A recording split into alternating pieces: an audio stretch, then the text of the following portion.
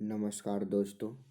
आज हम आप लोगों के लिए लेकर आए हैं क्लास 10 का गोधूली किताब का कहानी के प्रश्न उत्तर। छठा चैप्टर लेके आए हैं। बहादुर कहानी के लेखक हैं अमरकांत जी। इस बहादुर कहानी के सभी प्रश्न उत्तर को हम बारी बारी से समझेंगे और जिन प्रश्नों को हम आपको समझा रहे हैं यह प्रश्न बहुत ही महत्वपूर्ण है और यह चैप्टर भी बहुत ही महत्वपूर्ण है छात्रों के लिए। तो आइए शुरुआत करते हैं इस छठा चैप्टर के बहादुर कहानी का। पहला क्वेश्चन है कि लेखक को ऐसा क्यों लगता है कि जैसे उस पर एक भारी दायित्व आ गया है।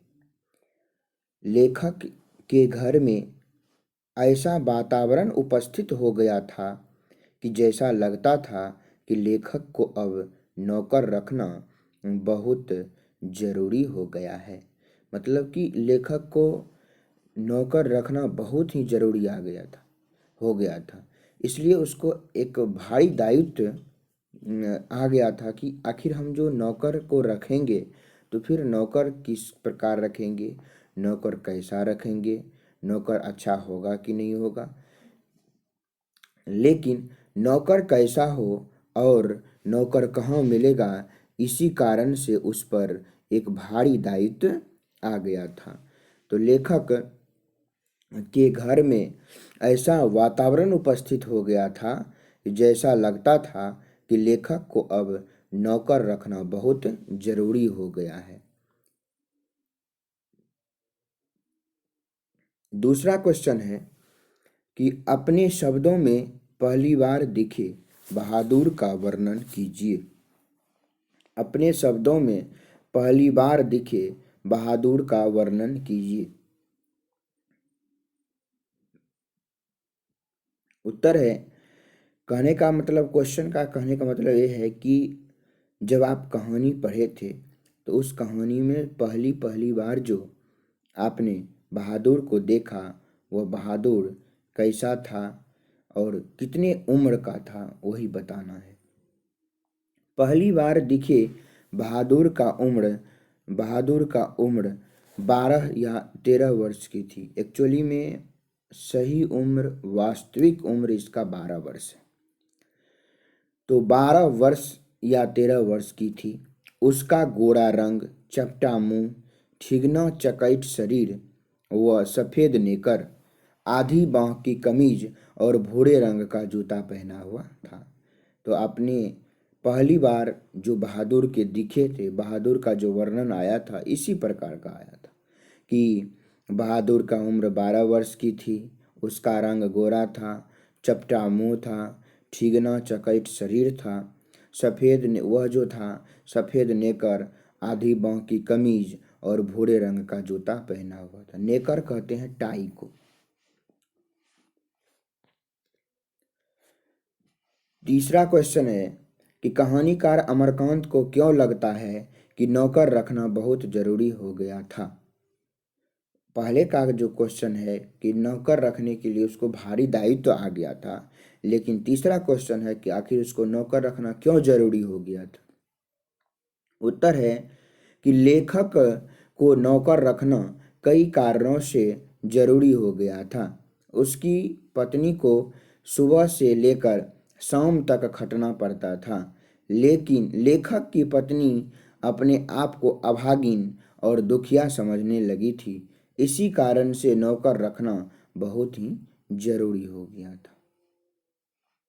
सुबह से लेकर शाम तक काम करना, फिर बीमार रहना, फिर बहुत सारे काम को करना, तो इसलिए उसकी पत्नी को ऐसा लग रहा था कि नहीं, मतलब कि हमें नौकर को रखना बहुत ज़रूरी है। चौथा क्वेश्चन है कि बहादुर के नाम से दिल शब्द को क्यों उड़ा दिया गया। ऑब्जेक्टिव में भी आता है बहादुर के नाम से दिल शब्द को किसने उड़ाया, तो आंसर होगा निर्मला ने। यहाँ पर क्वेश्चन है कि क्यों उड़ा दिया गया। तो पहली बार नाम पूछने पर बहादुर ने अपना नाम दिल बहादुर बताया, यह दिल शब्द अभिप्राय भावनात्मक परिवेश है। भावनात्मक मतलब भाव, प्रेम, दया, उसी को बोलते हैं भावनात्मक परिवेश।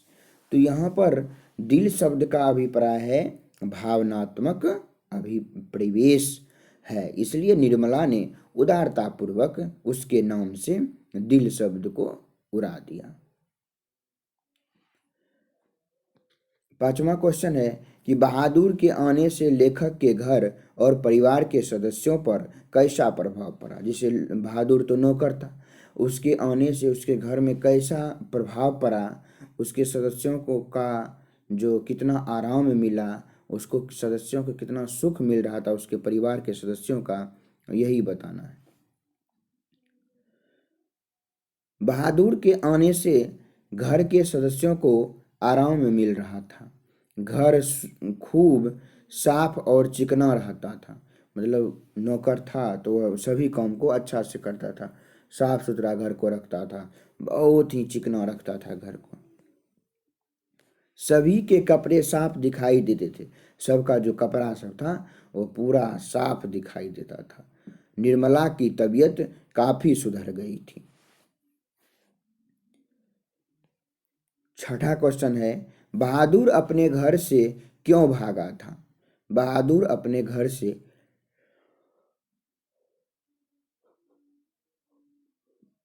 क्यों भागा था। बहादुर ने एक बार भैंस को बहुत मारा था।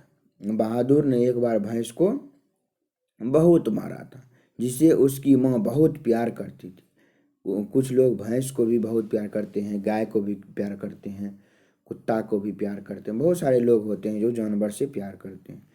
तो बहादुर की जो माँ थी वह भैंस को बहुत प्यार करती थी, और बहादुर जो था उस भैंस को खूब पीटा। तब सोचिए कि जो एक व्यक्ति किसी से प्यार कर रहा है, प्रेम कर रहा है, और दूसरा कोई उसको मार रहा है तो उसको दुख होगा। तो माँ ने भैंस की मार की कल्पना का काल्पनिक अनुमान लगाकर एक डंडे से उसकी दोगुनी पिटाई कर दी। इसी वजह से बहादुर ने अपने घर से भाग गया। 7वां क्वेश्चन है कि किन कारणों से बहादुर ने एक दिन लेखक का घर छोड़ दिया। कौन से कारण हो गया कि जिसके कारण बहादुर ने लेखक का घर छोड़ दिया। लेखक के घर में प्रारंभ में मतलब शुरुआत में बहादुर को अच्छा से रखा गया। उसको कुछ समय बाद लेखक की पत्नी और बेटे द्वारा उसे मारपीट और गाली गलौज देते रहते थे। कुछ समय बाद ऐसा हो गया। रिश्तेदार के झूठे आरोप लगाने के बाद लेखक ने भी उसे मारा और बार बार प्रताड़ित और मार खाने की वजह से बहादुर एक दिन अचानक लेखक का घर छोड़कर चला गया। मतलब घर छोड़ दिया।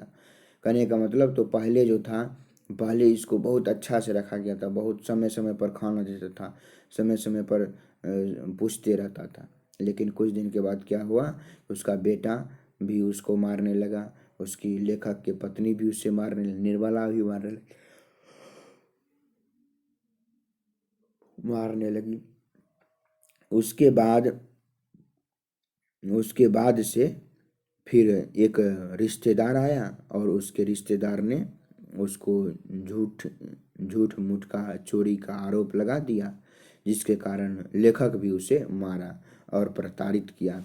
इस कारण से वह क्या हो गया, अपना घर छोड़ करके, लेखक के घर छोड़ करके चला गया।